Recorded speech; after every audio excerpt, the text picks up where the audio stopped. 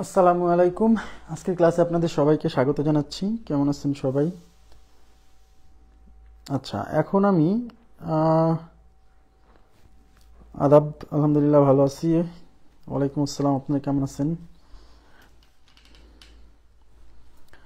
আচ্ছা, এখন আমরা শুরু করব হচ্ছে বৃত্তের 10টা অঙ্ক বাকি ছিল। 10টা না, মানে 10টা থিওরি রিলেটেড অঙ্ক বাকি ছিল, আমার মনে ছিল না।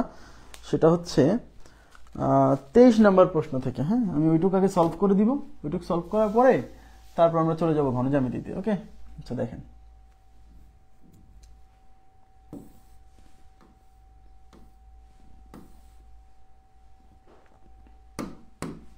দেখেন এই 23 নম্বর প্রশ্নে কি বলছে, কোন বৃত্তের 3টি সমান জ্যা একই বিন্দুতে ছেদ করলে ওই বিন্দুটি। আচ্ছা, আমি আরেকটা কোশ্চেন এখানে একটু বলে দিই। এই যে দেখেন, বৃত্তের দুটি ব্যাস পরস্পরকে সমদ্বিখণ্ডিত করলে ছেদবিন্দুর অবস্থান কোথায় হবে? আচ্ছা, এই টাইপের প্রশ্ন পরীক্ষাতে আসছে। হ্যাঁ, দেখেন আমরা একটা জিনিস জানবো, সেটা হচ্ছে বৃত্তের জ্যা মানে তো জানেনি, এটা একটা বৃত্ত। জ্যা মানে হচ্ছে পরিধির উপর অবস্থিত যে কোনো দুইটা বিন্দুর সংযোগ রেখাংশ। তাহলে এইটা একটা বিন্দু, হ্যাঁ, মনে করেন এটা আর একটা বিন্দু। তাহলে এই দুইটা বিন্দু সংযোগ করলে যে রেখাংশটা পাবো, এই দুইটা বিন্দু সংযোগ করলে যে রেখাংশটা পাবো, এই রেখাংশটাকে বলা হচ্ছে বৃত্তের জ্যা। বৃত্তের জ্যা। এবং এই যে কোনো দুইটা সমান জ্যা, তাকান প্লিজ, দুটি সমান জ্যা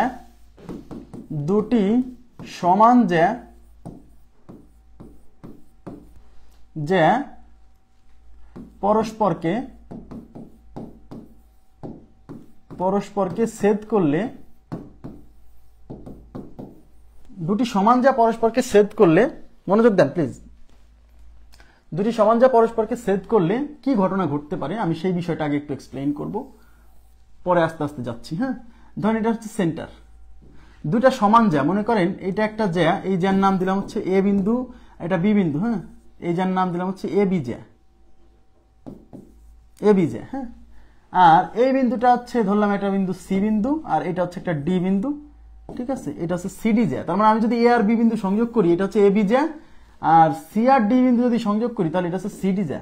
এই জ্যা দ্বয় এই যে কোনো না কোনো একটা বিন্দুতে ছেদ করবে, সবসময় ছেদ করবে, ব্যাপারটা এমন না। আমি যদি দুইটা জ্যা অঙ্কন করি, এরা যে পরস্পরকে সবসময় ছেদ করবে, ব্যাপারটা এমন না। কিন্তু যদি ছেদ করে তাহলে কি কি ঘটনা ঘটতে পারে, সেই ঘটনাগুলো আমরা একটু এক্সপ্লেইন করবো। আমার কথা কি বুঝছেন? ধরেন এটা একটা বৃত্ত, হ্যাঁ, এই বৃত্ত, এইটা হচ্ছে এ বি জ্যা, ঠিক আছে, আর এইটা হচ্ছে সিডি জ্যা। এখন এই দুইটার দৈর্ঘ্য যদি সমান হয়, এরা কিন্তু পরস্পরকে ছেদ করেনি। তার মানে দুইটা সমান জ্যা বৃত্তের ভেতরে আঁকালে এরা যে সবসময় পরস্পরকে ছেদ করবে, ব্যাপারটা এমন না। কিন্তু ছেদ করতে পারে, আর ছেদ করলে কি ঘটনা ঘটবে আমরা সেই ঘটনাগুলো একটু অ্যানালাইসিস করব। ঠিক আছে, এখান থেকে পরীক্ষায় প্রশ্ন আসে। তাহলে দুইটা সমান জ্যা, এখানে আমি বলে দিচ্ছি এ বি সমান, এই যে এখানে বলে দিই এ বি সমান সিডি। যদি দুইটা সমান জ্যা পরস্পরকে ছেদ করে, এই ছেদ বিন্দুর নাম দিলাম আমরা পি, তাহলে এখানে একটা ঘটনা ঘটবে, সেটা হচ্ছে, মনোযোগ দেন, এই ছেদ বিন্দুর এই বাম পাশে যে দুইটা পার্ট অবস্থিত, আমার যদিও বিন্দু এটা এই দুইটা সমান হয়নি, যা দুইটা একটু ছোট বড় হয়ে গেছে, বুঝছেন, যা দুইটা একটু ছোট বড় হয়ে গেছে। আমি একটু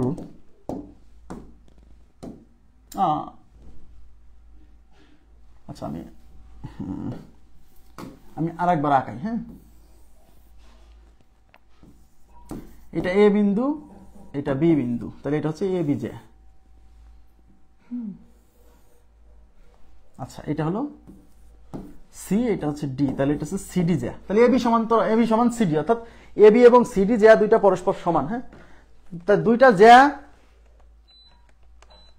দুইটা সমান জ্যা যদি পরস্পরকে ছেদ করে, তাহলে এই ছেদ বিন্দুর নাম দিলাম আমরা হচ্ছে পি। তাহলে এই ছেদ বিন্দুর বাম পাশে অবস্থিত যে দুইটা অংশ, এই যে এটা একটা অংশ, এটা একটা অংশ, এই দুইটা অংশের দৈর্ঘ্য সমান হবে। Very very important. তবে অবশ্যই এই জ্যা দুইটা যদি সমান হয়, তাহলে এইটুকের দৈর্ঘ্য আর এইটুকের দৈর্ঘ্য সমান হবে। আবার এই ছেদবিন্দুর ডান পাশে অবস্থিত অংশ, অর্থাৎ এই অংশ আর এই অংশ, এই দুইটার দৈর্ঘ্য সমান হবে। এটা খুবই ইম্পর্টেন্ট, পরীক্ষায় আসে। হ্যাঁ, তার মানে দুইটা সমান জ্যা, আবার বলছি দুইটা সমান জ্যা যদি পরস্পরকে কি করে, যদি পরস্পরকে ছেদ করে কোনো জায়গাতে, তাহলে ছেদবিন্দুর বাম পাশে অবস্থিত যে দুইটা অংশ, এই দুইটা অংশের দৈর্ঘ্য সমান। আবার ছেদবিন্দুর ডান পাশে, মানে এই পাশে, সোজা কথা, ছেদবিন্দুর যে কোনো পাশে অবস্থিত যে দুইটা অংশ আছে, সেই দুইটা অংশের দৈর্ঘ্য সমান, অর্থাৎ এইটুক আর এইটুক সমান। আবার এইটুক আর এইটুক সমান, এমন না যে 4 টুকই সমান, এমন না। হ্যাঁ, তার মানে PA is equal to PD, এইটুক সমান। ওকে, এই যে PA আর PD সমান। আবার PC ইকুয়াল টু PB, তার মানে PC is equal to PB। খুবই ইম্পর্টেন্ট একটা থিওরি। দুইটা সমান জ্যা যদি পরস্পরকে ছেদ করে তাহলে ছেদ বিন্দুর মানে অনুরূপ খণ্ডিত, মানে জ্যাদ্বয়ের অনুরূপ খণ্ডিত অংশের দৈর্ঘ্য সমান। থিওরিটা এরকম, জ্যাদ্বয়ের অনুরূপ খণ্ডিত অংশ। অনুরূপ খণ্ডিত অংশ মানে কি? এই যে এইটার অনুরূপ হচ্ছে এইটা, এই দুটো সমান। আবার এইটার অনুরূপ হচ্ছে এইটা সমান। তাহলে পরীক্ষায় এরকম চিত্র দিয়ে প্রশ্ন আসতে পারে, বর্ণনা দিয়ে প্রশ্ন আসতে পারে, আবার থিওরি আসতে পারে যে দুটা সমান জ্যা পরস্পরকে যদি ছেদ করে তাহলে অনুরূপ খণ্ডিত অংশের দৈর্ঘ্য কি হয়? সমান হয়। অনুরূপ খণ্ডিত অংশ বলতে এইটার অনুরূপ খণ্ডিত অংশ এইটা, মানে এইটার অনুরূপ এইটা, এইটার অনুরূপ এইটা। ক্লিয়ার? এই ব্যাপারটা ক্লিয়ার? ওকে, এখন এইখানে আরেকটা কথা একটু আছে। দুইটা সমান জ্যা যদি পরস্পরকে ছেদ করে এবং ছেদ করার পরে যদি পরস্পরকে সমদ্বিখণ্ডিত করে তাহলে ওই ছেদবিন্দুর অবস্থানটা হবে বৃত্তের কেন্দ্রে। Very very important point. দেখেন আমি দেখাচ্ছি। দুটি সমান জ্যা, যে কোনো বৃত্তের, হ্যাঁ, দুটি সমান জ্যা যদি পরস্পরকে সমদ্বিখণ্ডিত করে,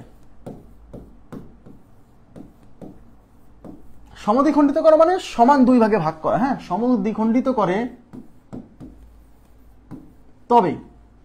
তবে তাদের ছেদবিন্দুর অবস্থান হবে বৃত্তের কেন্দ্রে। তাদের ছেদবিন্দুর অবস্থান হবে বৃত্তের কেন্দ্রে। Very very important theory. দুটি সমান জ্যা, মানে দুইটা সমান জ্যা যদি পরস্পরকে সমদ্বিখণ্ডিত করে, আমি আগে ব্যাপারটা একটু ক্লিয়ার করি। ধরেন এটা হচ্ছে AB জ্যা, হ্যাঁ,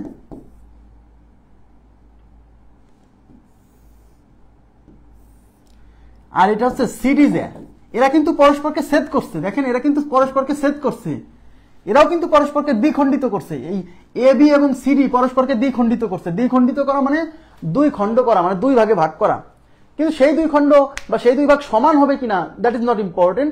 দ্বিখণ্ডিত করা মানে দুই খণ্ড করা, কিন্তু সেই দুই খণ্ড সমান কিনা এটা কিন্তু ইম্পর্টেন্ট না। যখন বলে সমদ্বিখণ্ডিত করবে মানে দুই খণ্ড করবে এবং ওই দুই খণ্ড সমান হবে। দেখেন, এই জ্যাদ্বয় কিন্তু পরস্পরকে ছেদ করছে। ছেদ করছে মানে একজন আর একজনের উপর দিয়ে গেছে। তাহলে এই জ্যা যখন এর উপর দিয়ে গেছে তখন এই জ্যা কি একে দ্বিখণ্ডিত করছে না? ইয়েস, এই পাশে একটা খণ্ড, এই পাশে একটা খণ্ড, এই যে এই একটা খণ্ড, এই একটা খণ্ড, দ্বিখণ্ডিত করছে। আবার এই জ্যা যখন এর উপর দিয়ে গেছে তখন এইটাকে দ্বিখণ্ডিত করছে। কে? এই জ্যাটা এটাকে দ্বিখণ্ডিত করছে। এটা একটা অংশ, এটা একটা অংশ, কিন্তু সমদ্বিখণ্ডিত করে নাই কিন্তু, কারণ এই অংশের দৈর্ঘ্য বড়, এই অংশের দৈর্ঘ্য ছোট। তার মানে এই জ্যা এবং এই জ্যা পরস্পরকে দ্বিখণ্ডিত করছে, বাট সমদ্বিখণ্ডিত করে নাই। তাহলে এদের যে ছেদবিন্দু, সেই ছেদবিন্দু কিন্তু দেখছেন, সেই ছেদবিন্দু কেন্দ্রে না। কিন্তু যদি এমন ঘটনা ঘটে যে দুইটা জ্যা পরস্পরকে সমদ্বিখণ্ডিত করছে, অর্থাৎ তাকান, সমান জ্যা, দুইটা সমান জ্যা পরস্পরকে সমদ্বিখণ্ডিত করছে, অর্থাৎ এই অংশ আর এই অংশের দৈর্ঘ্য সমান, এই অংশ আর এই অংশের দৈর্ঘ্য সমান। দেখেন, এই জ্যাকে দুই ভাগে ভাগ করছে, আবার এই জ্যাকে দুই ভাগে ভাগ করছে, আবার এই জ্যাকে দুই ভাগে ভাগ করছে। এবং দেখেন এইটুকের দৈর্ঘ্য সমান। তখন বুঝতে হবে এই ছেদবিন্দুটা কোথায়? এই ছেদবিন্দুটা বৃত্তের কেন্দ্রে অবস্থিত। তার মানে দুইটা জ্যা সমান জ্যা, আবার বলছে সমান হতে হবে, এদের দৈর্ঘ্য সমান হতে হবে। এবং এই যে জ্যা, এই জ্যা দুইটা হচ্ছে বৃত্তের ব্যাস। তার মানে দুইটা সমান জ্যা যদি পরস্পরকে দ্বিখণ্ডিত করে, সমদ্বিখণ্ডিত না, সেক্ষেত্রে ছেদবিন্দুটা যে কোনো জায়গায় অবস্থান করতে পারে। কিন্তু দুইটা সমান জ্যা যদি পরস্পরকে সমদ্বিখণ্ডিত করে, অর্থাৎ এইটা, এই যে একজন আর একজনের উপর দিয়ে যাওয়ার পরে দুই ভাগে ভাগ হবে, সেই ভাগ দুইটা যদি সমান হয়, অর্থাৎ এই ভাগ সমান হয়, তাহলে বুঝতে হবে এই জ্যাদ্বয় ছেদ করছে হচ্ছে কেন্দ্রে, আর ওই জ্যা দুইটা হচ্ছে বৃত্তের ব্যাস। হ্যাঁ, সেক্ষেত্রে চারটা অংশ সমান, এই অংশের দৈর্ঘ্য, এই অংশের দৈর্ঘ্য, এই অংশের দৈর্ঘ্য, প্রত্যেকটাই সমান। কারণ এই যে কেন্দ্র যদি এটা হয়, কেন্দ্র থেকে পরিধি পর্যন্ত দূরত্ব, এগুলো কি ব্যাসার্ধ না? আর সব বৃত্তের সকল ব্যাসার্ধই কি সমান। আমার কথা কি বুঝছেন? Very very important theory. Okay, তাহলে দুইটা সমান জ্যা যদি পরস্পরকে সমদ্বিখণ্ডিত করে, সেক্ষেত্রে বুঝবেন কি যে বিন্দুতে ছেদ করছে সেই বিন্দুটা হচ্ছে কেন্দ্রে অবস্থান করতেছে। এখন দুইটা জ্যা না হয় যদি তিনটা জ্যা হয়, তিনটা দেখেন, তিনটা জ্যা, দিকে তাকান, তিনটা সমান জ্যা পরস্পরকে ছেদ করবে। মজার বিষয় কি জানেন, মজার বিষয় হচ্ছে তিনটা সমান জ্যা পরস্পরকে কেন্দ্রে ছাড়া অন্য কোথাও ছেদ করা সম্ভবই না। তিনটা সমান জ্যা পরস্পরকে একই বিন্দুতে ছেদ করতে হলে সেটা কেন্দ্রে ছাড়া অন্য কোনো বিন্দুতে ছেদ করা সম্ভব না। ধরেন এটা একটা জ্যা, এটা একটা জ্যা, এইটা একটা জ্যা, এই যে তিনটা জ্যা দেখছেন, তিনটা সমান জ্যা এবং এটা ব্যাস, এই জ্যাগুলো ব্যাস, তিনটা সমান জ্যা অথবা চারটাও যদি বলে, চারটা সমান জ্যা পরস্পরকে যদি একটা নির্দিষ্ট বিন্দুতে ছেদ করতে চায় সেই ছেদ বিন্দু কেন্দ্র ছাড়া অন্য কোনো কিছু হতে পারে না, সম্ভব না। তার মানে দুইয়ের অধিক, আবার বলছি দুইয়ের অধিক সমান জ্যা যদি পরস্পরকে ছেদ করে, একই বিন্দুতে ছেদ করে, তাহলে সেই ছেদ বিন্দু অবশ্যই অবশ্যই কেন্দ্রে অবস্থান করবে। এটা তার মানে দুইটা সমান জ্যা বৃত্তের ভেতর যে কোনো জায়গায় ছেদ করতে পারে, কিন্তু এই দুইটা সমান জ্যা যদি মানে ছেদ করে যদি পরস্পরকে সমদ্বিখণ্ডিত করে, সেক্ষেত্রে বুঝবেন যে যে বিন্দুতে ছেদ করছে সেটা কেন্দ্রে। আর যদি সমদ্বিখণ্ডিত না করে তাহলে বুঝবেন যে সেই ছেদ বিন্দুটা কেন্দ্রে না, অন্য কোথাও। আর দুইয়ের অধিক জ্যা যদি পরস্পরকে যদি একই বিন্দুতে ছেদ করতে চায় তাহলে সেটা কেন্দ্রে ছাড়া অন্য কোথাও সম্ভবই না। দুইয়ের অধিক জ্যা, মনে করেন তিনটা জ্যা, আমি তিনটা জ্যা আঁকাচ্ছি, তাকান পয়েন্ট এখানে কিন্তু তিনটা পয়েন্ট, হ্যাঁ তিনটা পয়েন্ট, মানে তিনটা নির্দিষ্ট পয়েন্ট, যে দুইটা সমান জ্যা পরস্পরকে যদি কোনো বিন্দুতে ছেদ করে, কোন বিন্দুতে ছেদ করছে দ্যাট ইজ নট ইম্পর্টেন্ট, কোন বিন্দুতে ছেদ করে সেক্ষেত্রে অনুরূপ খণ্ডিত অংশের দৈর্ঘ্য সমান, অর্থাৎ এই অংশের দৈর্ঘ্য এই অংশের দৈর্ঘ্য সমান, এই অংশের দৈর্ঘ্য এই অংশের দৈর্ঘ্য সমান। আর দুইটা সমান জ্যা যদি পরস্পরকে সমদ্বিখণ্ডিত করে তাহলে ছেদ বিন্দুটা কেন্দ্রে। আর তিনটা সমান জ্যা বা তিনের অধিক সমান জ্যা যদি পরস্পরকে একই বিন্দুতে ছেদ করতে চায় তাহলে সেই ছেদ বিন্দু কেন্দ্র ছাড়া অন্য কোথাও হতেই পারে না। ফর এক্সাম্পল, মনে করেন এই একটা জ্যা, এদের দৈর্ঘ্য এইটা হচ্ছে এবি জ্যা, এই একটা দৈর্ঘ্য সিডি জ্যা, এই দুইটা জ্যার দৈর্ঘ্য সমান। এখন তৃতীয় কোন জ্যা যদি এই বিন্দু দিয়ে ছেদ করতে চায়, দেখেন একই বিন্দু দিয়ে যাবে, তাহলে সেইটাকে যেতে হবে এই বরাবর অথবা যেতে হবে এই বরাবর, এছাড়া কি সম্ভব? এখন আপনি বলেন সেন্স কি বলে, এইটুক কি এদের সমান? কখনোই না। বা এইটা কি এদের সমান না। তার মানে তিনটা জ্যা যদি কোন একটা নির্দিষ্ট বিন্দু দিয়ে যেতে চায় তাহলে তিনটা জ্যার মধ্যে দুইটা জ্যা সমান হলেও আর তৃতীয় নাম্বার জ্যাটা সমান হচ্ছে না। তার মানে তিনটা সমান জ্যা কখনোই কেন্দ্র ছাড়া অন্য কোনো কিছু দিয়ে ছেদ করতে পারবে না। তিনটা বা চারটা বা চারের অধিক বা এন সংখ্যক জ্যা সমান জ্যা যদি পরস্পরকে একই বিন্দুতে ছেদ করতে চায় তাহলে সেটা অবশ্যই কেন্দ্র হতে হবে, অন্য কোনো কিছুতে ছেদ করতে পারবে না। বুঝতে পারছেন বিষয়টা? এক্ষেত্রে পয়েন্ট নাম্বার 1 হচ্ছে দুইটা সমান জ্যা পরস্পরকে ছেদ করলে, হ্যাঁ এই খণ্ডিত অংশ অনুরূপ খণ্ডিত অংশের দৈর্ঘ্য সমান, অর্থাৎ এই ছেদ বিন্দুর বাম পাশের এই দুইটা অংশের দৈর্ঘ্য সমান, আবার ছেদ বিন্দুর ডান পাশের এই দুইটা অংশের দৈর্ঘ্য সমান। মনে রাখবেন এইভাবে যে ছেদ বিন্দুর এই পাশে অবস্থিত যে দুইটা দৈর্ঘ্য তাদের দৈর্ঘ্য সমান, ছেদ বিন্দুর অপর পাশে অবস্থিত যে দুইটা দৈর্ঘ্য তাদের দৈর্ঘ্য সমান। এটা হচ্ছে 1 নম্বর পয়েন্ট। 2 নম্বর পয়েন্ট হচ্ছে দুইটা সমান জ্যা যদি পরস্পরকে সমদ্বিখণ্ডিত করে, মানে সমান দুই ভাগে ভাগ করে, তাহলে বুঝতে হবে সেই ছেদ বিন্দুটা কেন্দ্রে। আর 2 এর অধিক 3 বা তারও অধিক সমান জ্যা যদি পরস্পরকে একই বিন্দুতে ছেদ করে তাহলে সেই ছেদ বিন্দু কেন্দ্র ছাড়া অন্য কোথাও হতে পারে না। ক্লিয়ার? এবার দেখেন কোন বৃত্তের 3টি সমান জ্যা একই বিন্দুতে ছেদ করলে, খেয়াল করেন কোন বৃত্তের 3টি সমান জ্যা, এই যে অবশ্যই সমান জ্যা এই কথাটা উল্লেখ থাকবে, জ্যাগুলো সমান, মানে বুঝতে পারছেন, একই বিন্দুতে ছেদ করলে ওই বিন্দুটি অবশ্যই বৃত্তের কোথায় অবস্থান করবে? ওই বিন্দুটি অবশ্যই বৃত্তের কেন্দ্রে ও পরিধির মধ্যস্থানে অবস্থান করবে। পরিধির মধ্যস্থানে না না না, এই যে বৃত্তের কেন্দ্রে অবস্থান করবে, বৃত্তের কেন্দ্রে অবস্থিত হবে। কথা কি বুঝতে পারছেন? বৃত্তের কেন্দ্রে অবস্থান করবে, অবশ্যই অবশ্যই বৃত্তের কেন্দ্রে। কত নাম্বার কোশ্চেন এটা? 23 নাম্বার প্রশ্ন। 23-এ কি আছে? 23-এর বি, বুঝছেন? নেক্সট, বৃত্তের দুটি ব্যাস, এখানে ব্যাস না বলে আসলে জ্যা বলা উচিত ছিল, বুঝছেন? বৃত্তের দুটি ব্যাস পরস্পরকে সমদ্বিখণ্ডিত করলে, আরে ভাইয়া ব্যাস তো সবচেয়ে বড় জ্যা, তাই না? তো ব্যাস না বলে যদি বলতো যে বৃত্তের দুটি ব্যাস পরস্পরকে সমদ্বিখণ্ডিত করলে ছেদ বিন্দুর অবস্থান কোথায়? অবশ্যই বৃত্তের কেন্দ্রে। মানে এখানে ব্যাস বলে তো আরো স্পেসিফিক করে দিয়েছে। ব্যাস মানে তো দুইটা সমান ব্যাস, তাহলে এটা একটা ব্যাস, এটা একটা ব্যাস, তাহলে এরা কোন দিক দিয়ে যাবে? কেন্দ্র দিয়ে গেছে। এখানে ব্যাস না বলে আসলে বলা হচ্ছিল বৃত্তের দুটি সমান জ্যা পরস্পরকে সমদ্বিখণ্ডিত করলে, বৃত্তের দুটি সমান জ্যা পরস্পরকে, হ্যাঁ দুইয়ের অধিক সমান জ্যা এর ছেদ বিন্দু, মানে 2 এর অধিক সমান জ্যা, মানে 3টা সমান জ্যা অথবা 4টা 5টা 10টা 15টা এন সংখ্যক সমান জ্যা যদি পরস্পরকে একই বিন্দু দিয়ে ছেদ করতে চায় বা একই বিন্দু দিয়ে যেতে চায় সবাই, তাহলে সেই বিন্দুটা কেন্দ্র ছাড়া অন্য কোথাও সম্ভব না। ঠিক আছে? ওকে। নেক্সট, বৃত্তের দুইটি জ্যা পরস্পরকে, দেখেন বৃত্তের দুইটি জ্যা পরস্পরকে সমদ্বিখণ্ডিত করলে ছেদবিন্দুর অবস্থান, দুইটি জ্যা পরস্পরকে সমদ্বিখণ্ডিত করলে, হ্যাঁ, সেই জ্যা দুইটা যদি সমান তো হতেই হবে, এবং সেই ছেদবিন্দুর অবস্থান কোথায় হবে? বৃত্তের কেন্দ্রে। খুবই ইম্পর্টেন্ট এই প্রশ্নটা, বুঝছেন, অনেকবার আসছে। বৃত্তের দুইটা সমান জ্যা বা বৃত্তের দুইটা জ্যা সমান না বললেও যদি বলে দুইটা জ্যা পরস্পরকে সমদ্বিখণ্ডিত করছে, সমদ্বিখণ্ডিত করার কথা বললেই সেই ছেদবিন্দু অবশ্যই কেন্দ্রে অবস্থান করবে। কোন বৃত্তের তিনটি সমান জ্যা একই বিন্দুতে ছেদ করলে, দেখেন কোন বৃত্তের তিনটি সমান জ্যা একই বিন্দুতে ছেদ করলে ছেদবিন্দুর অবস্থান কোথায় হবে? কেন্দ্রে। ছেদবিন্দুর অবস্থান কেন্দ্রে, ঠিক আছে, কেন্দ্রে। 26 উত্তর কত? 26 উত্তর সি নাম্বার অপশন, কেন্দ্রে। নেক্সট, এই যে এই প্রশ্নটা আমরা সলভ করতে যাই, এখানে একটা ভুল আছে, মানে এই অপশনটা, বুঝছেন, এই যে অপশনটা, এই অপশনটা ভুল, মানে এখানে এই লেখাটা ঠিক নাই। হ্যাঁ, এই লেখাটা আমি মানে তোলার সময় ভুল হয়েছে। আচ্ছা দেখেন, এ ডিবি বৃত্তে এ বি এবং সিডি দুইটি সমান, এখানে সমান হবে, সমাজ লেখা আছে, এটা হবে সমান, সমান হবে। হ্যাঁ, সমান যা পরস্পর পি বিন্দুতে ছেদ করলে কোনটি সত্য? তাহলে আমি বর্ণনা অনুসারে একটা চিত্র আঁকাই। এডিবি বৃত্ত। আচ্ছা, তো এই বিন্দুর নাম দিলাম এ, এই বিন্দুর নাম দিলাম ডি, এই বিন্দুর নাম দিলাম বি। তাহলে এ ডিবি বৃত্ত, এই যে এ ডিবি বৃত্ত, অথবা এই পাশে আসতো এ ডিবি বৃত্ত, একই সমস্যা নেই। এডিবি বৃত্ত মানে এই এ ডিবি, এটা হলো তিনটা বিন্দু, বুঝছেন, এ একটা বিন্দু, বি একটা বিন্দু, সরি এডিবি বৃত্ত, হ্যাঁ হ্যাঁ, এ একটা বিন্দু, ডি একটা বিন্দু, বি একটা বিন্দু, মানে পরিধির উপর অবস্থিত তিনটা বিন্দু, যার নাম হচ্ছে এ ডিবি, একটা, বি একটা, ডি একটা, বুঝছেন। তাহলে এডিবি বৃত্ত, এই এডিবি বৃত্তে এ বি এবং সিডি দুইটি সমান যায়, এ বি, তাহলে এটা হলো এ বি যা সিডি, আচ্ছা, তাহলে সিডি কোথায় হবে? সি কোথায় হবে?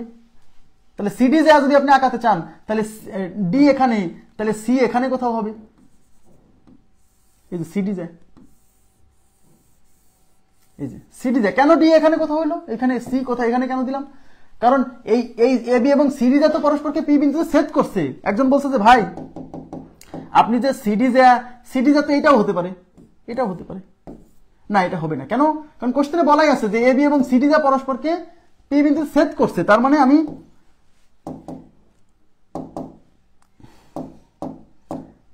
আমি এমন ভাবে জ্যাটা, সিডি জ্যাটা এমন ভাবে আঁকাবো যেন সেই জ্যাটা এটাকে ছেদ করে। তার মানে সি বিন্দুটা এখানে ছাড়া অন্য কোথাও দিলে তো ভাই হবে না, ছেদ তো করবে না। তাহলে এটা হচ্ছে সিডি জ্যা, যদিও সমান হয়নি, ধরে নিতে হবে এই জ্যা দুইটা পরস্পরকে এই যে পি বিন্দুতে ছেদ করছে। এবার আমি কি বলছিলাম, দুইটা সমান জ্যা যদি পরস্পরকে ছেদ করে, তাহলে এই ছেদ বিন্দুর এই পাশের বিন্দু, তাহলে এই পিসি আর এই পিবি সমান, পিসি ইকুয়াল টু পিবি। আবার এই পিএ আর পিডি এটাও তো সমান, তাহলে পিএ ইকুয়াল টু পিডি, এই দুইটাই সমান, এই দুইটাই উত্তর রাইট। হ্যাঁ, তাহলে পিবি ইকুয়াল টু পিসি, তাহলে পিবি ইকুয়াল টু পিডি।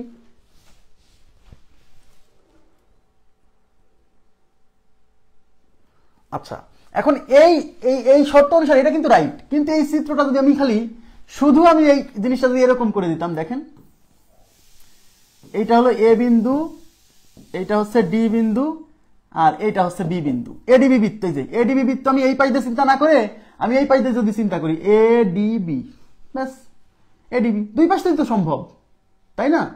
তখন আমি এবি জ্যা, এই এবি জ্যা হচ্ছে এটা, সিডি জ্যা, সি থেকে, তাহলে সিডি যদি আঁকাই তাহলে এটা যদি ডি বিন্দু হয়, তাহলে সি বিন্দুটা এখানে কোথাও হবে, এটা সিডি জ্যা, এর পরস্পরকে পি বিন্দুতে ছেদ করছে, তাহলে এটা হচ্ছে সি বিন্দু, ঠিক আছে। তাহলে এখানে পিসি ইকুয়াল টু পিবি, এটা রাইট, এই যে এইটুক আর এইটুক সমান। আবার পিএ ইকুয়াল টু পিডি, তাহলে PA equal to PD, PA equal to PD. এখন দেখেন PC equal to PA equal to PD, PC equal to PB, PB equal to PD, ADB বৃত্ত, আচ্ছা এডিবি বৃত্ত, এডিবি বৃত্ত এবি এবং CD P বিন্দু ছেদ করছে, তাহলে পিসি ইকুয়াল টু পিবি, তাহলে পিসি ইকুয়াল টু পিবি, ঠিকই তো আছে, তাহলে পিসি ইকুয়াল টু পিবি।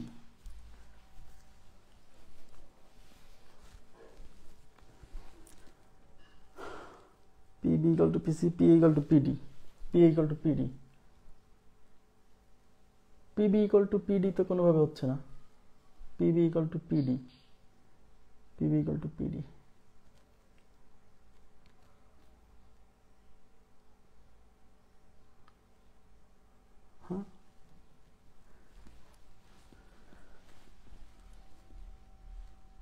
আচ্ছা, যদি আমি একটা কাজ করি, এই দেখেন, এই যে এইটাকে যদি আমি চেঞ্জ করে দিই, দেখেন এই এ বি যদি এখানে বি দেই আর এখানে এ দেই, তাহলে তাহলে কি মানে তাহলে কি চিত্রটা কোনো ভুল হচ্ছে না? দেখেন এ ডিবি বৃত্ত, দেখেন এটা কিন্তু এডিবি বৃত্ত, এডিবি বৃত্ত, এডিবি মানে এর পরে ডি থাকবে তারপর বি থাকবে, সেটা এই পাইতে থাকুক আর এই পাইতে থাকুক কোনো ব্যাপার না, এডিবি বৃত্ত। এইবার চিত্র যদি এইটা হয় তাহলে কি হবে? এবারে পিসি আর পি এ সমান, তার মানে পিসি ইকুয়াল টু পি এ, হ্যাঁ পিসি ইকুয়াল টু পি এ। আবার পিবি আর পিডি সমান, তার মানে পিবি ইকুয়াল টু পিডি। আমি কনফিউশন দূর করার জন্য কিন্তু আমি সবকিছু কনসিডার করছি। দেখেন PA PB equal to PD, চিত্রটা যদি এরকম হয় তাহলে কিন্তু এটা রাইট, আর চিত্রটা আগে বা এই যে এরকম যদি হয় তাহলে কিন্তু পিবি ইকুয়াল টু পিসি, এটা রাইট। দেখেন আমার কথা কি বুঝতেছেন? আমার কথা কি বুঝতে পারছেন ব্যাপারটা? এই ব্যাপারটা কি বুঝছেন যে চিত্রটা অঙ্কন করলে পারে কিন্তু মানে এগুলা ভিন্ন হয়ে যাচ্ছে।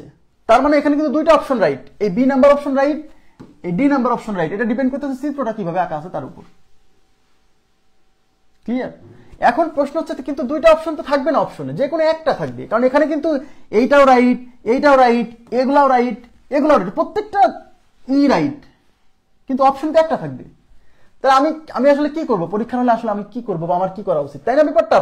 হ্যাঁ, পরীক্ষার হলে আপনি যে কাজটা করবেন সেটা হচ্ছে আপনি চিত্রটা বর্ণনা অনুসারে আঁকাবেন। আঁকানোর পরে এদিকে তাকান, অপশনে কখনোই দুইটা থাকবে না, এটা আমার ভুল। এই যে এই অপশনটা আপনি এই 12তম বিসিএস এর কোশ্চেনটা বের করে দেখবেন, এই বি নাম্বার অপশনটা আমি এখানে যা দিছি, বি নাম্বার অপশনে এটা ছিল না, অন্য কিছু ছিল, যা ভুল।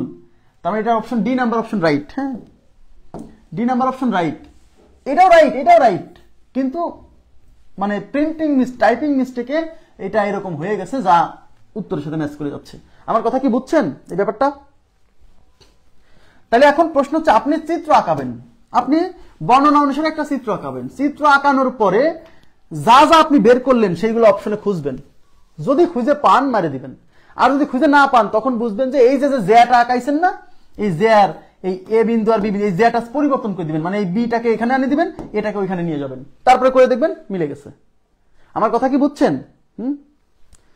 আমার কথা কিন্তু বোঝার চেষ্টা করেন। আপনি চিত্র আঁকাবেন, কারণ এখান থেকে অনেক ধরনের অ্যান্সার আসতে পারে, কিন্তু অপশনে তো সব থাকবে না, যে কোনো একটা থাকবে। হ্যাঁ, তাহলে কোনটা থাকবে আমি তো জানি না, তখন আমি কি করবো? আমি বর্ণনা অনুসারে একটা চিত্র আঁকাবো, চিত্র আঁকায় আমি এরকম দুইটা লিখবো, লেখার পরে এই দুইটাকে খুঁজবো অপশনে যে আছে কিনা, যদি থাকে মেরে দেন, আর কিছু টেনশন করবেন না। আর যদি না থাকে তাহলে কি করবেন? না থাকলে আপনি যে কাজটা করবেন সেটা হলো এই জ্যায়ের এই বিন্দু দুইটা পরিবর্তন করে দিবেন, মানে এ কে এখানে নিয়ে যাবেন, বি কে এখানে নিয়ে আসবেন, বা সি কে এখানে নিয়ে যাবেন, ডি কে এখানে নিয়ে যাবেন, তারপরে খুঁজবেন যে আছে কিনা, দেখবেন খুঁজে পাবেন। না পাইলে তখন এই জ্যাটাকে পরিবর্তন করে যদি খুঁজে না পান তখন এই জ্যাটাকে পরিবর্তন করবেন, মানে বিন্দু দুইটা উল্টাই দিবেন, খুঁজে পাবেন। আমার কথা কি বুঝছেন? ব্যাপারটা কি ক্লিয়ার হয়েছে? কারণ এইটার উত্তর অনেক ভাবে দেওয়া যায়, এটার উত্তর অনেক ভাবে আসতে পারে, কিন্তু অপশনে কি আছে সেটার উপর ডিপেন্ড করবে। হ্যাঁ, তাহলে আমি কি করব? আমি হচ্ছে চিত্র আঁকাবো। চিত্র আঁকায় এই যে আমি এখন একটা দেখাবো, ধরেন এইটার অপশনটা, এই অপশনটা অমিট করে দিচ্ছি, এই অপশনটা অমিট করে দিচ্ছি। হ্যাঁ, এই অপশনটা অমিট করে দিচ্ছি, মানে এখানে অন্য ভিন্ন কিছু ছিল যাতে এটার সাথে ম্যাচ না করে, ম্যাচিং না করে, ম্যাচিং না করে।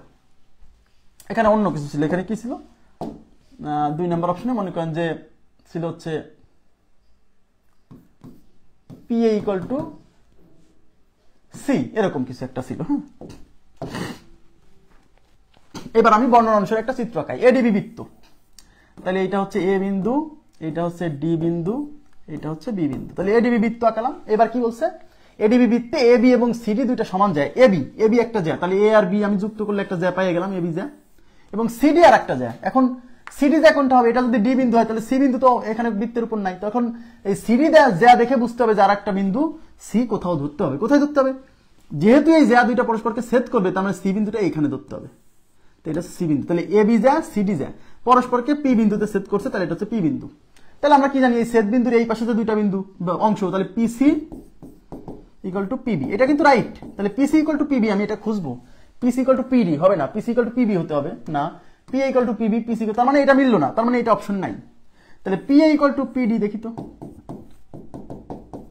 পি ইকুয়াল টু পিডি, আমি পি ইকুয়াল টু পিডি নাই, দেখেন পিসি পিডি ইকুয়াল টু পিসি আছে না, পি ইকুয়াল টু সি না, পি ইকুয়াল টু পিডি হবে নাই, PD equal to PB PA হবে নাই। তার মানে আমি বুঝলাম যে আসলে চিত্রটা এইভাবে আমার একে হবে না। তাহলে কি করতে হবে? আমি এখন কি করব?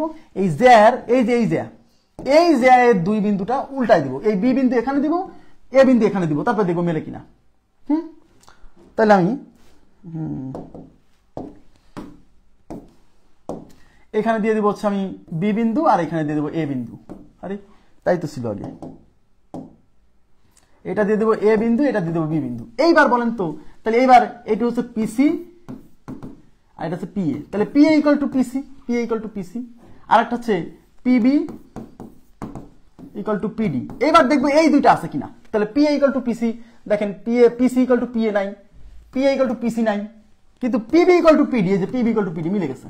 এবার বুঝছেন, তার মানে আমি যখনই আমি যে চিত্রটা আঁকাইছি সেই চিত্র অনুসারে যে মানগুলো বেরোইছে ওগুলো ভুল না, ওগুলো অপশনে নাই। তার মানে নিশ্চয়ই এই জেয়া গুলাকে উল্টাই দিছে, মানে এই জেয়া এর বিন্দু দুটা উল্টাই দিয়ে অন্যভাবে উত্তর আনছে। আমার কথা কি বুঝছেন? ক্লিয়ার? ওকে, আচ্ছা, এবার আমি চলে যাচ্ছি পরবর্তী প্রশ্নে। পরবর্তী প্রশ্নে বলছে বৃত্ত সমূহের পরস্পর পরিধিগুলোর অনুপাত এদের ব্যাসার্ধগুলোর অনুপাতের সমান। ভেরি ভেরি ইম্পর্টেন্ট একটা কোশ্চেন। হ্যাঁ, এটা আসতে পারে। সমান কিভাবে দেখেন, বৃত্ত সমূহ, এই বৃত্ত সমূহ বলতে কয়টা বোঝায়? বৃত্ত সমূহ বলতে দুই বা ততোধিক বৃত্ত, দুই বা ততোধিক বৃত্ত, 2টা 3টা 10টা 15টা এন সংখ্যক। এই বৃত্ত সমূহের মানে 2টা বা বৃত্তের অথবা তার বেশি সমূহ বৃত্তের পরস্পর পরিধিগুলোর অনুপাত। পরস্পর পরিধি মানে কি? পরিধিগুলোর অনুপাত। পরিধিগুলো মানে কি? ওই যে প্রথম বৃত্তের পরিধি এবং দ্বিতীয় বৃত্তের পরিধির অনুপাত, সাথে দ্বিতীয় বৃত্তের পরিধি এবং তৃতীয় বৃত্তের পরিধির অনুপাত, এরকম যে কোনো 2টা বৃত্তের, আবার বলছি যে কোনো 2টা বৃত্তের পরিধির অনুপাত কি? সেই পরিধির অনুপাত এদের মানে কাদের? যে 2টা বৃত্তের পরিধির অনুপাত নেবেন সেই 2টা বৃত্তের ব্যাসার্ধের অনুপাতের সমান হবে। কিভাবে দেখেন, আমি 2টা বৃত্ত নিয়ে দেখাচ্ছি। মনে করেন এটা একটা বৃত্ত যার ব্যাসার্ধ হচ্ছে আর1, এটা একটা বৃত্ত, সরি আর1, এইটা একটা বৃত্ত, একটু বড় দিই, যার ব্যাসার্ধ হচ্ছে আর2। তাহলে এইটার পরিধি কি? এটার পরিধি হচ্ছে 2 পাই আর1, এটার পরিধি কি? 2 পাই আর2। ঠিক আছে, এটার পরিধি হচ্ছে 2 পাই আর1, এটার পরিধি হচ্ছে 2 পাই আর2। ক্লিয়ার? এবার কি বলছে? বৃত্ত সমূহের পরিধিগুলোর অনুপাত, তার মানে এইটার পরিধির অনুপাতের সাথে এটার পরিধি এবং এটার পরিধির অনুপাত, তার মানে 2 পাই আর1 ডিভাইডেড বাই 2 পাই আর2। এই যে পরিধিগুলোর অনুপাত, এই পরিধিগুলোর অনুপাত করলে 2 পাই কেটে যায়, দেখা যাবে সেটা ব্যাসার্ধের অনুপাতের সমান। দেখছেন, এই পরিধির অনুপাত করলে লাস্টে আমি কি পাইলাম? ব্যাসার্ধের অনুপাত। তার মানে পরিধির অনুপাত আর ব্যাসার্ধের অনুপাত সমান। একইভাবে আপনি যদি 3 নাম্বার একটা বৃত্ত নেন যার ব্যাসার্ধ আর3, যার ব্যাসার্ধ আর3, এখন এই 3 নাম্বার বৃত্তের পরিধি তাহলে কত হবে? 2 পাই আর3। এখন এই 3 নাম্বার বৃত্তের পরিধির সাথে 1 নাম্বার বৃত্তের পরিধির অনুপাত নেন, তার মানে 2 পাই আর1, এই যে 1 নাম্বার বৃত্তের পরিধি ডিভাইডেড বাই 3 নাম্বার বৃত্তের পরিধি 2 পাই আর3। এই 2 পাই কেটে যাবে, কেটে যায় শুধু ব্যাসার্ধের অনুপাতের কি হয়ে যাবে? সমান হয়ে যাবে। আমার কথা কি বুঝছেন? যে কোনো বৃত্ত, যতগুলো বৃত্ত আছে এদের মধ্যে যে কোনো 2টা বৃত্তের পরিধির অনুপাত নিলে দেখা যাবে যে তাদের পরিধির অনুপাত করলে যা হয় তাদের ব্যাসার্ধের অনুপাত করলে তাই হয়। ব্যাপারটা কি ক্লিয়ার হয়েছে? যে কোনো 2টার, এই জন্য বলছে বৃত্ত সমূহের পরস্পর পরিধিগুলোর অনুপাত। পরস্পর পরিধি মানে যে কোনো 2টার পরিধির অনুপাত নিলে কি হবে? তাদের ব্যাসার্ধের অনুপাতের সমান হবে। ওকে, নেক্সট। একই সরলরেখার উপর অবস্থিত নয় এমন ন্যূনতম কয়টি বিন্দু দিয়ে একটি বৃত্ত আঁকা যায়? এটা পরে করাচ্ছি, এর পরের প্রশ্নে চলে যাব। দেখেন, এটা পরে করাবো। 2টি নির্দিষ্ট বিন্দু দিয়ে কয়টি বৃত্ত আঁকা যায়? এটা ভেরি ভেরি ইম্পর্টেন্ট একটা কোশ্চেন, অনেকবার পরীক্ষাতে আসছে এবং এই প্রশ্নের উত্তর অনেক বইয়ে অনেক রকম দেওয়া আছে এবং অনেক বইয়ে ভুল দেওয়া আছে। হ্যাঁ, এই ভুলটা যেন না শেখেন তার জন্য আমি আপনাদেরকে একটু থিওরি বুঝাবো। প্রথম হচ্ছে একটি নির্দিষ্ট বিন্দু দিয়ে কয়টি বৃত্ত আঁকা যায়, তারপর দেখাবো 2টা নির্দিষ্ট বিন্দু দিয়ে কয়টি বৃত্ত আঁকা যায়, তারপর দেখাবো 3টা নির্দিষ্ট বিন্দু দিয়ে কয়টি বৃত্ত আঁকা যায়, তারপর দেখাবো 4টি নির্দিষ্ট বিন্দু দিয়ে কয়টি বৃত্ত আঁকা যায়। 4টাই পরিষ্কার প্রশ্ন আসছে। একটা নির্দিষ্ট বিন্দু দিয়ে কয়টা, 2টা নির্দিষ্ট বিন্দু দিয়ে কয়টা, 3টা নির্দিষ্ট বিন্দু দিয়ে কয়টা, 4টা নির্দিষ্ট বিন্দু দিয়ে কয়টা, এই প্রত্যেকটা কোশ্চেনই পরীক্ষাতে আসছে। ওকে, আচ্ছা, তাহলে আমরা প্রথমে শিখব একটি নির্দিষ্ট বিন্দু দিয়ে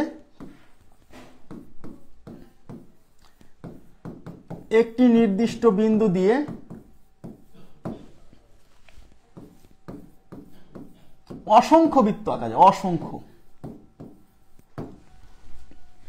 একটি নির্দিষ্ট বিন্দু দিয়ে অসংখ্য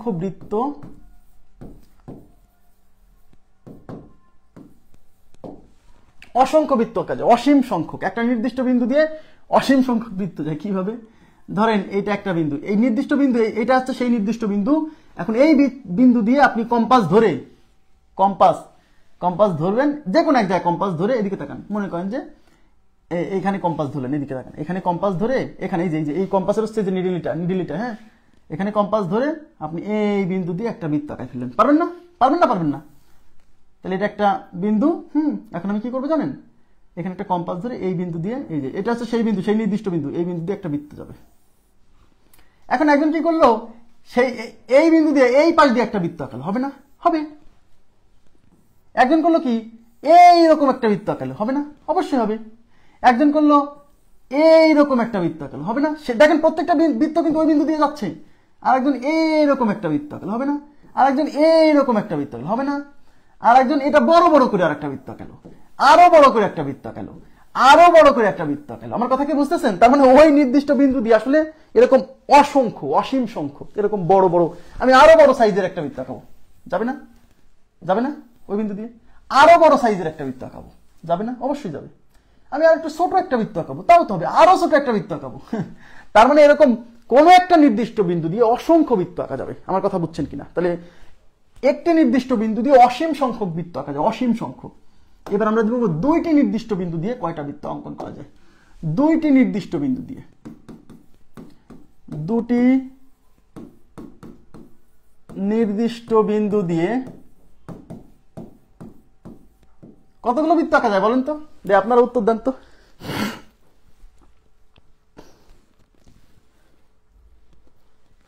বৃত্ত সমূহের পরস্পরের ক্ষেত্রফলের অনুপাত এদের ব্যাসার্ধের বর্গের অনুপাতের সমান। হ্যাঁ, এটাও বলা যাবে।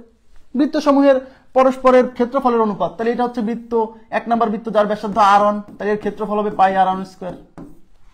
এটা হচ্ছে দুই নাম্বার বৃত্ত যার ব্যাসার্ধ হচ্ছে r2, তাহলে এর ক্ষেত্রফল হবে পাই r2 স্কয়ার। এখন এদের ব্যাসার্ধ, এদের ক্ষেত্রফলের অনুপাত যদি নেন তাহলে pi r1 square divided by pi r2 square, তাই কি না? এই পাই পাই কেটে r1 square divided by r2 square থাকবে না? তার মানে কি হলো, ক্ষেত্রফলের অনুপাত ব্যাসার্ধের অনুপাতের সমান না, ব্যাসার্ধের বর্গের অনুপাতের সমান। ইয়েস, তাহলে পরস্পর বৃত্ত সমূহের ক্ষেত্রফলের অনুপাত তাদের ব্যাসার্ধের বর্গের অনুপাতের সমান, এটা বলা যাবে, কোনো সমস্যা নেই, এটাও বলা যাবে। এটা বলা যাবে। হ্যাঁ, ঠিক আছে। তাহলে দুইটি নির্দিষ্ট বিন্দু দিয়ে কয়টা বৃত্ত আঁকা যায় বলেন তো? দুইটি নির্দিষ্ট বিন্দু দিয়ে কয়টি বৃত্ত অঙ্কন করা যায়? আপনারা উত্তর দেন, আমি একটু পানির বিরতি দিব। বিন্দু দিয়ে কতটি বৃত্ত আঁকা যাবে? বিভিন্ন বইয়ে বিভিন্ন রকমের অ্যান্সার দেওয়া আছে। দুইটি নির্দিষ্ট বিন্দু দিয়ে কয়টি বৃত্ত অঙ্কন করা যায়?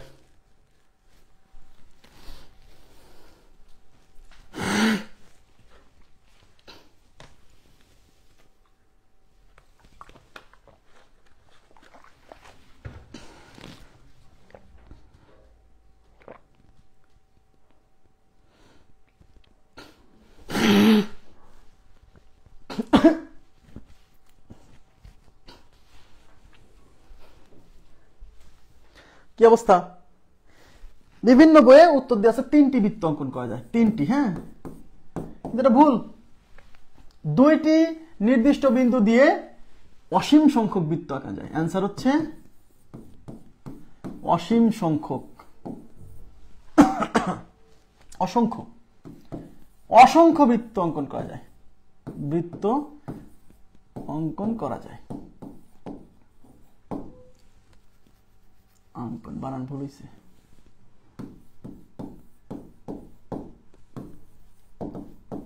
এখন অনেকে বিশ্বাস করতে চায় না যে ভাই দুইটা নির্দিষ্ট বিন্দু দিয়ে কিভাবে অসংখ্য বৃত্ত অঙ্কন করা যায়। এটার আমি ছোটখাটো একটা প্রমাণ দিচ্ছি আপনাদেরকে। দেখেন, মনে করেন যে দুইটা নির্দিষ্ট বিন্দুর কথা বলছে সেই বিন্দু এই একটা সেই বিন্দু আর এই একটা সেই বিন্দু। এখন এই দুইটা বিন্দু আমি যুক্ত করে একটা সরল রেখা বানাই ফেললাম। দেখেন, এই দুইটা বিন্দু যুক্ত করে একটা সরল রেখা বানাই ফেললাম। এখন আপনারা আমাকে বলেন, একটু তাকাবেন প্লিজ, সবাই মনোযোগ দেন। এখন আমি এই দুইটা বিন্দুর বাইরে এইদিকে এবং এইদিকে আমি একটা বিন্দু নিব, এইদিকে এইদিকে যে কোনো এক জায়গা, ধরেন এই জায়গা নিলাম।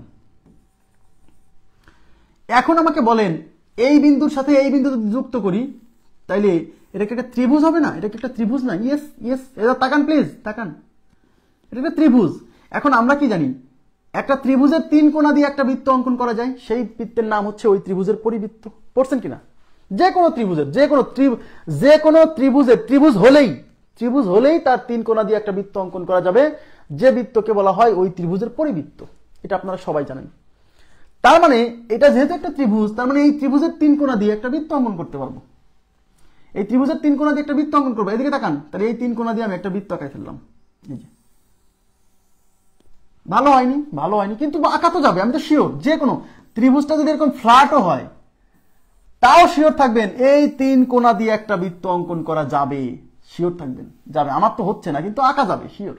যে কোনো ত্রিভুজের 3 কোণা দিয়ে একটা বৃত্ত অঙ্কন করা যায়। এবার আমাকে বলেন, এই যে বৃত্তটা আমি অঙ্কন করালাম, এই বৃত্তটা কি এই বিন্দু আর এই বিন্দু দিয়ে গেছে না? ইয়েস। তার মানে কি আমি বলতে পারি না এই বৃত্তটা এই দুইটা বিন্দু দিয়ে গেছে, যে দুইটা বিন্দুর কথা আমরা বলতেছিলাম, নির্দিষ্ট দুইটা বিন্দু। ইয়েস। এখন একজন বললো যে ভাই আমি এই 2 বিন্দু বাদ দিয়ে আমি আরেকটা বিন্দু এখানে নিব। নেন। বলছে এখন এই বিন্দু আর এই বিন্দু যুক্ত করে একটা ত্রিভুজ বানাই দিব, এই বিন্দু আর এই বিন্দু যুক্ত করে আরেকটা, এই বিন্দুর সাথে এটা যুক্ত করবো, এই বিন্দুর সাথে এটা যুক্ত করে একটা নতুন ত্রিভুজ বানাবো। এবার আমাকে বলেন, এদিকে তাকান, এই যে এটা কি ত্রিভুজ না? এটা কি ত্রিভুজ না? ইয়েস, এটা একটা ত্রিভুজ। তাহলে এখন এই ত্রিভুজের 3 কোণা দিয়ে কি একটা বৃত্ত আঁকা যাবে না? অবশ্যই যাবে, অবশ্যই যাবে।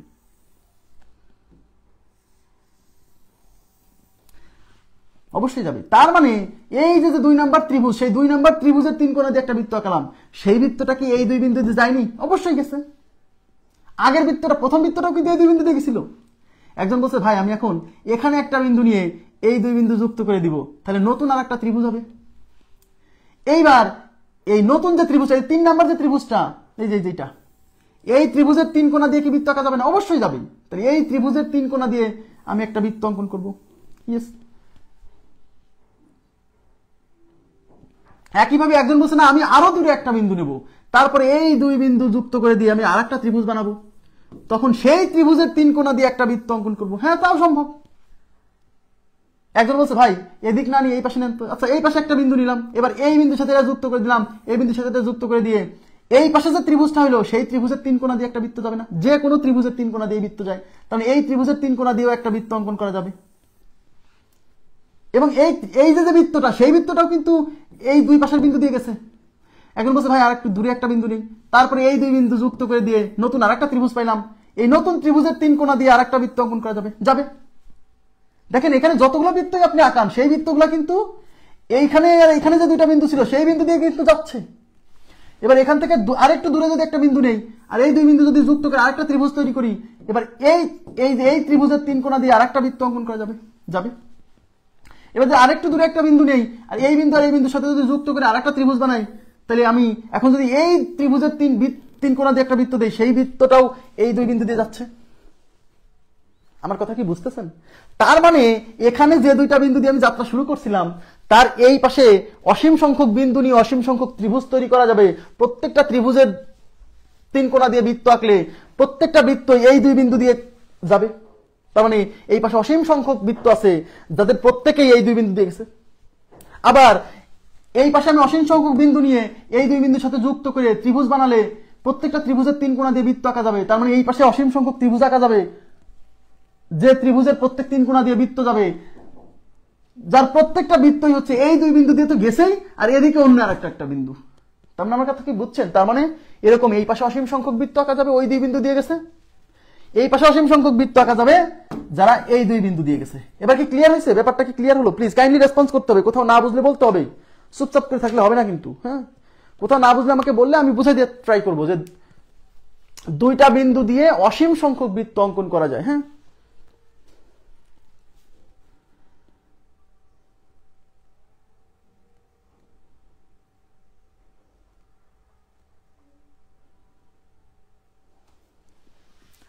তাহলে কোন ত্রিভুজের যে কোনো 2টা বিন্দু, যে কোনো 2টা বিন্দু দিয়ে অসীম সংখ্যক বৃত্ত অঙ্কন করা যায়।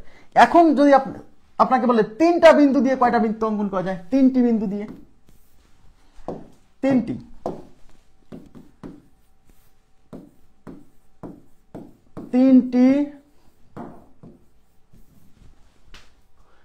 3টি নির্দিষ্ট বিন্দু দিয়ে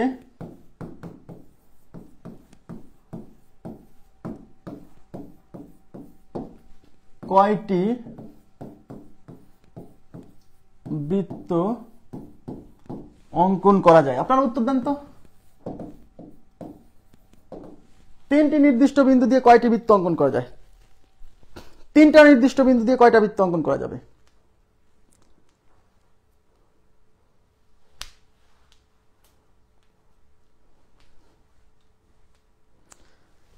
তিনটি নির্দিষ্ট বিন্দু, মনোযোগ দেন। তিনটা নির্দিষ্ট বিন্দু দিয়ে বৃত্ত সবসময় অঙ্কন করা যাবে না। তিনটি নির্দিষ্ট বিন্দু দিয়ে বৃত্ত অঙ্কন করা যেতে হলে ওই তিনটা বিন্দু যদি একই সরল রেখার উপর অবস্থান করে তাহলে ওই তিন বিন্দু দিয়েই বৃত্ত অঙ্কন করা যাবে না। মানে এমন কোনো বৃত্ত অঙ্কন করা সম্ভব নয় যার তিনটা বিন্দু দিয়েই যাবে যদি তিনটা বিন্দু একই সরল রেখার উপর অবস্থান করে। তার মানে একই সরল রেখার উপর অবস্থান করতেছে না এরকম যে কোনো তিনটা বিন্দু দিয়ে বৃত্ত অঙ্কন করা যাবে। কিন্তু তিনটা বিন্দু যদি মনে করেন যে এই একটা বিন্দু, এই একটা বিন্দু, এই একটা বিন্দু, এই তিনটা বিন্দু দিয়ে তিনটা বিন্দু কি একই সরল রেখার উপর অবস্থান করতেছে না? ইয়েস। তাহলে এমন কোনো বৃত্ত অঙ্কন করা সম্ভব নয় যারা যে বৃত্তটা এই তিন বিন্দু দিয়েই যাবে, হবে না। দুইটা বিন্দু দিয়ে যাবে, একটাকে কভার করবে না। কেন? কারণ একই সরল রেখার উপর অবস্থিত, একই সরল রেখার উপর অবস্থান করলে সেই তিন বিন্দু সংযুক্ত করে কোনো ত্রিভুজ অঙ্কন করা যায় না। আর আমরা জানি তিন বিন্দু দিয়ে বৃত্ত যেতে হলে তো সেই তিন বিন্দু হতে হবে কোনো না কোনো ত্রিভুজের তিনটা শীর্ষ। কথা কি বুঝছেন? তাহলে তিনটি বিন্দু দিয়ে বৃত্ত অঙ্কন করা যাওয়ার শর্ত হলো তিনটা বিন্দু যদি একই সরল রেখার উপর অবস্থান করে তাহলে এই তিন বিন্দু দিয়ে কি ত্রিভুজ গঠন করা যাবে? যাবে না। আর ত্রিভুজ না হলে তো ভাইয়া ওই ত্রিভুজের তিন কোণা, মানে যে কোনো তিন বিন্দু, মানে এই একটা বিন্দু, এই একটা বিন্দু, এই একটা বিন্দু, আপনি বললেন যে ভাই এই তিন বিন্দু দিয়ে কি কোনো বৃত্ত যাবে? অবশ্যই যাবে, অবশ্যই যাবে, যেহেতু এই তিনটা বিন্দু কোনো একই সরল রেখার উপর অবস্থান করতেছে না। কারণ মানে সোজা কথা, তিনটা নির্দিষ্ট বিন্দু দিয়ে কোনো একটা বৃত্ত যাবে কিনা এটা ডিপেন্ড করবে ওই তিন বিন্দু সংযোগ করে কোনো ত্রিভুজ আঁকা যায় কিনা। তাই এই তিন বিন্দু সংযোগ করে কি ত্রিভুজ আঁকা যায়? ইয়েস। তার মানে এই তিন বিন্দু দিয়ে একটা বৃত্ত অঙ্কন করা যাবে। আমার চিত্র ভালো না হোক, কিন্তু যাবে। কারণ আমরা জানি যে কোনো ত্রিভুজের তিন কোণা দিয়ে বৃত্ত যায়, যে বৃত্তের নাম হচ্ছে ওই ত্রিভুজের পরিবৃত্ত। তাহলে যে তিনটা বিন্দু দিয়ে বৃত্ত যাওয়ার কথা বলছে সেই তিনটা বিন্দু সংযোগ করে যদি ত্রিভুজ না হয়, সরল রেখা হয়ে যায়, তাহলে কি করে এর ভিতর দিয়ে বৃত্ত যাবে? হবে না। আমার কথা কি বুঝছেন? তার মানে তিনটা বিন্দু যদি একই সরল রেখার উপর অবস্থান না করে তাহলে ওই তিন বিন্দু দিয়ে একটা ত্রিভুজ বানানো যাবে। আর ত্রিভুজ বানানো গেলে তো সেই ত্রিভুজের তিন কোণা দিয়ে বৃত্ত যাবেই। এই জন্য তিনটি বিন্দু দিয়ে বৃত্ত যাবে তখনই যদি ওই তিনটা বিন্দু একই সরল রেখার উপর অবস্থান না করে, মানে ওই তিনটা বিন্দু সংযোগ করে যদি কোনো ত্রিভুজ গঠন করা যায়। আমার কথা কি বুঝছেন? তাহলে তিনটি বিন্দু দিয়ে কয়টি বৃত্ত অঙ্কন করা যায়? এর উত্তর হচ্ছে তিনটি বিন্দু একই সরল রেখার উপর অবস্থিত নয় এরকম মিনিমাম তিনটা বিন্দু যদি হয় তাহলে তার উপর দিয়ে বৃত্ত যাবে, তাছাড়া যাবে না। মিনিমাম তিনটা বিন্দু একই সরল রেখার উপর অবস্থিত নয় এরকম হতে হবে। একই সরল রেখার উপর অবস্থিত হলে তো ভাইয়া এই তিন বিন্দু সংযোগ করে কোনো ত্রিভুজই হবে না। তা ত্রিভুজ না হলে তার তিন কোণা দিয়ে বৃত্ত কেমনে যাবে? বুঝছেন? এই যে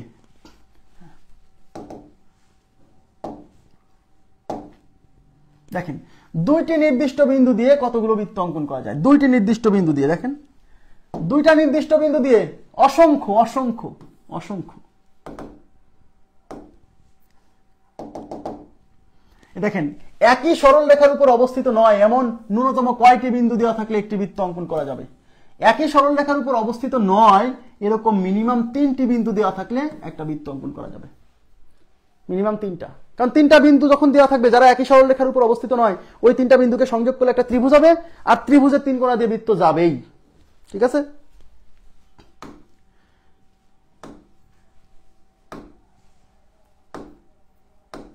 দেখেন একটি বিন্দু দিয়ে অসংখ্য বৃত্ত আঁকা গেলে, দেখেন এটা কি বলছে, একটি বিন্দু দিয়ে অসংখ্য বৃত্ত আঁকা গেলে দুইটি বিন্দু দিয়ে কয়টি বৃত্ত আঁকা যাবে? একটা বিন্দু দিয়ে অসংখ্য বৃত্ত আঁকা যায়, এটা তো আমরা জানি। দুইটা বিন্দু দিয়ে কয়টা বৃত্ত আঁকা যায়? দুইটা বিন্দু দিয়েও অসংখ্য বৃত্ত আঁকা যায়। একটা বিন্দু দিয়েও অসংখ্য বৃত্ত আঁকা যায়, দুইটা বিন্দু দিয়েও অসংখ্য বৃত্ত অঙ্কন করা যায়। ঠিক আছে? একই সরল রেখার উপর অবস্থিত তিনটি বিন্দু দিয়ে কয়টি বৃত্ত অঙ্কন করা যাবে? দেখেন একই সরল রেখার উপর অবস্থিত, একই সরল রেখায় অবস্থিত তিনটা বিন্দু দিয়ে কোনো বৃত্ত অঙ্কন করা যায় না, যায় না।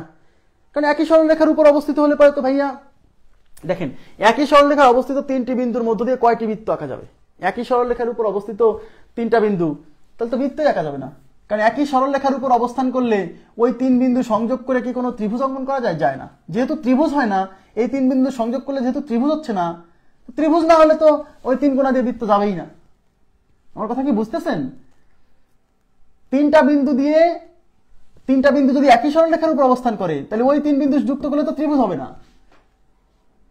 আর তিনটা নির্দিষ্ট বিন্দু দিয়ে ত্রিভুজ তখনই যাবে যখন ওই তিনটা বিন্দু সংযোগ করে একটা ত্রিভুজ আঁকতে পারবো, তখন ওই ত্রিভুজের তিন কোণা দিয়ে একটা বৃত্ত যাবে। বুঝছেন? তাহলে এখানে কি উত্তর হচ্ছে আঁকা সম্ভব নয়, একই সরলরেখার উপর অবস্থিত তিনটি বিন্দু দিয়ে অঙ্কন করা সম্ভব নয়।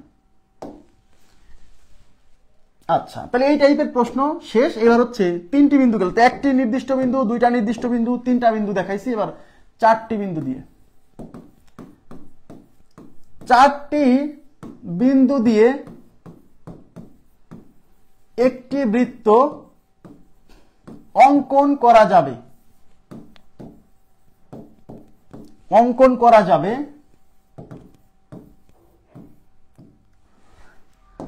চারটি বিন্দু দিয়ে চারটি নির্দিষ্ট বিন্দু দিয়ে একটি বৃত্ত অঙ্কন করা যাবে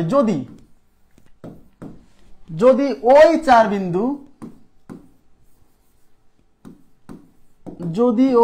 বিন্দু সংযোগ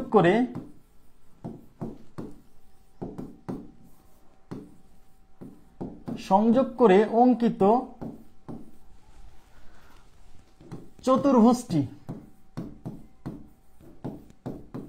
চতুর্ভুজটির বিপরীত দুই কোণের সমষ্টি 180 ডিগ্রি হয়।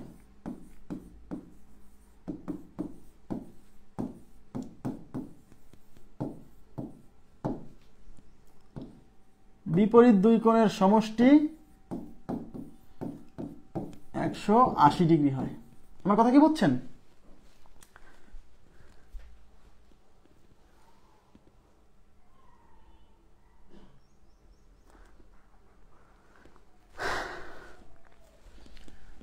তার মানে চারটা, আপনাকে মনে করেন যে চারটা বিন্দু আছে, এই চারটা বিন্দু আছে, হ্যাঁ, বলা হলো যে এই চারটা বিন্দু সংযোগ করে এই চারটা বিন্দু সঙ্গে যে এই একটা বিন্দু, এই একটা বিন্দু, এই চারটা বিন্দু দিয়ে কোনো বৃত্ত আঁকা যাবে কিনা, এই চারটা বিন্দু দিয়ে কোনো বৃত্ত আঁকা যাবে কিনা। এই চারটা বিন্দু দিয়ে বৃত্ত আঁকা যাওয়ার শর্ত হচ্ছে এই চার বিন্দু সংযোগ করে আমি যে একটা চতুর্ভুজ পাবো, সেই চতুর্ভুজের বিপরীত দুই কোণের সমষ্টি যদি 180 হয়, অর্থাৎ এই কোণ আর এই কোণের সমষ্টি যদি 180 হয়, তাহলে এখানে একটা বৃত্ত আঁকলে সেই বৃত্তটা কি এই চার কোণা দিয়ে যাবে, না যাবে না। কারণ আমি আপনাদের পড়াইছিলাম চক্রীয় চতুর্ভুজ পড়াইছিলাম, মনে আছে? চক্রীয় চতুর্ভুজ কি? যে চতুর্ভুজের চার কোণা দিয়ে বৃত্ত যায় তাকে বলে চক্রীয় চতুর্ভুজ। আর চক্রীয় চতুর্ভুজের বিপরীত দুই কোণের সমষ্টি 180 ডিগ্রি। তার মানে সোজা কথা, চারটি বিন্দু দিয়ে বৃত্ত অঙ্কন করা যাবে যদি ওই চার বিন্দু সংযোগ করে যে চতুর্ভুজটা হবে সেই চতুর্ভুজটা যদি চক্রীয় চতুর্ভুজ হয়, বা ওই চার বিন্দু সংযোগ করে উৎপন্ন চতুর্ভুজের বিপরীত দুই কোণের সমষ্টি 180 ডিগ্রি হয়। তো যে চতুর্ভুজের বিপরীত দুই কোণের সমষ্টি 180 ডিগ্রি, সেটাই তো চক্রীয় চতুর্ভুজ। আমার কথা কি বুঝতেছেন? মনে পড়তেছে? তার মানে চারটা বিন্দু দেওয়া থাকলে ওই চার বিন্দু দিয়ে যে বৃত্ত আঁকা যাবে, সবসময় যাবে না।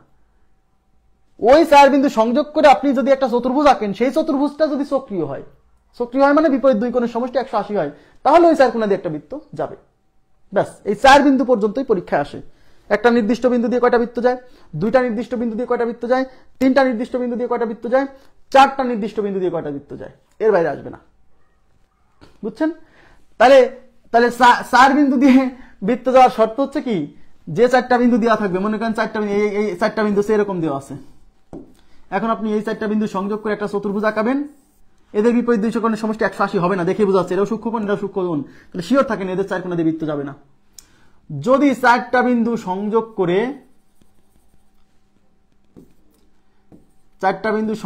করে আমি যদি একটা চতুর্ভুজ অঙ্কন করি এবং তার বিপরীত দুই কোণের সমষ্টি 180 হয়, দেখেন এটা 90 এটা 90, তাহলে এই চার কোণা দিয়ে বৃত্ত যাবে, নাহলে যাবে না। ব্যাস, সেই চতুর্ভুজের নাম হচ্ছে চক্রীয় চতুর্ভুজ। তাহলে এখন আমি সামারাইজ করে দিচ্ছি। একটি নির্দিষ্ট বিন্দু দিয়ে অসীম সংখ্যক বৃত্ত আঁকা যায়, এখানে কোনো কন্ডিশন নাই, সব সময় যাবে। দুইটা নির্দিষ্ট বিন্দু দিয়ে অসীম সংখ্যক বৃত্ত আঁকা যায়, এখানেও কোনো কন্ডিশন নাই, সব সময় যাবে। তিনটা নির্দিষ্ট বিন্দু দিয়ে মাত্র একটি বৃত্ত অঙ্কন করা সম্ভব যদি ওই তিনটা বিন্দু একই সরলরেখার উপর অবস্থান না করে। একই সরলরেখার উপর যদি তিনটা বিন্দু অবস্থান করে, ওই তিন বিন্দু দিয়ে বৃত্ত হবে না। কেন? কারণ একই সরলরেখার উপর অবস্থান করলে ওই তিন বিন্দু দিয়ে তো আমি সংযোগ করে তো ত্রিভুজই হবে না, ত্রিভুজ না হলে বৃত্ত হবে না। ত্রিভুজ যদি তিনটা বিন্দু আছে, সেই তিন বিন্দু সংযোগ করে যদি একটা ত্রিভুজ আঁকতে পারি, তাহলে শিওর থাকবেন যে হ্যাঁ বৃত্ত যাবে। কিন্তু সেই তিনটা বিন্দু যদি একটা সরলরেখার উপর অবস্থিত হয় তাহলে তো ওই তিন বিন্দু সংযোগ করে ত্রিভুজই হবে না, তাহলে ওর তিন কোণে দিয়ে বৃত্ত কেমনে যাবে? বুঝতে পারছেন? তার মানে তিনটি নির্দিষ্ট বিন্দু দিয়ে বৃত্ত আকার একটু শর্ত আছে যে একই সরলরেখার উপর অবস্থিত এরকম তিনটা বিন্দু দিয়ে কখনোই বৃত্ত যাবে না। একই সরলরেখার উপর অবস্থিত নয় এরকম যে কোনো তিনটা বিন্দু দিয়ে অবশ্যই একটা মাত্র একটাই বৃত্ত যাবে। ক্লিয়ার? আর চারটি নির্দিষ্ট বিন্দু দিয়ে কোনো বৃত্ত যাবে? যাবে। তারও শর্ত আছে, চারটি নির্দিষ্ট বিন্দু দিয়ে কেবল একটি বৃত্ত যেতে পারে, একটি বৃত্ত, এর বেশি যাবে না, একটাই সব সময়। তিনটা নির্দিষ্ট বিন্দু দিয়েও কিন্তু একটার বেশি না।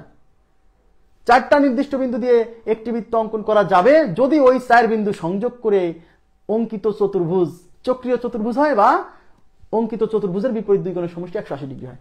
ক্লিয়ার? এই হলো আমাদের কয়টা বিন্দু দিয়ে কয়টা বৃত্ত যায়, এইগুলো প্রশ্ন পরীক্ষাতে আসে। তো এখন তো 1 ঘন্টা প্রায় হয়ে গেছে, এখন আমি ঘনজ্যামিতি শুরু করলে তো মানে মাঝেও যেতে পারবো না।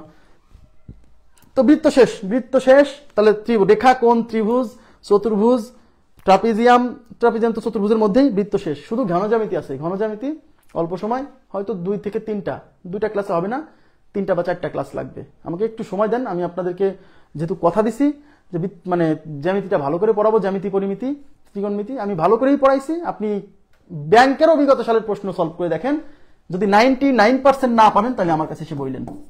ব্যাংকেরও বিগত সালে জ্যামিতি ক্লাসের ব্যাংকেরও বিগত সালের প্রশ্ন সলভ করে দেখেন, আপনি 99% পাবেন। হ্যাঁ, একটু ধৈর্য ধরতে হবে। আর 3-4টা ক্লাস ভাই, আমি আসলে মানে দেরি হয়ে যাচ্ছে, কিন্তু কিছু করার তো নাই, কারণ ভালো করে না পড়ালে তো আপনার নিজেরই লস। হ্যাঁ, নিজেরই লস, তো নিজের লসটা তো একটু বোঝা লাগবে, তাই না? তো যাই হোক, ঘনজ্যামিতির উপর ক্লাসটা আমি আজকে একটা ক্লাস নেওয়ার ট্রাই করবো সর্বোচ্চ রাতে। আর যদি আজকে নাও পারি তাহলে তো আমি বলছি যে 3-4টা ক্লাস যেদিন ধরবো ওই দিনই, যেদিন ধরবো ওই দিনই শেষ, সমাপ্ত। আজকের মতো এই পর্যন্ত রাখবো। ভালো থাকবেন সবাই, আল্লাহ হাফেজ।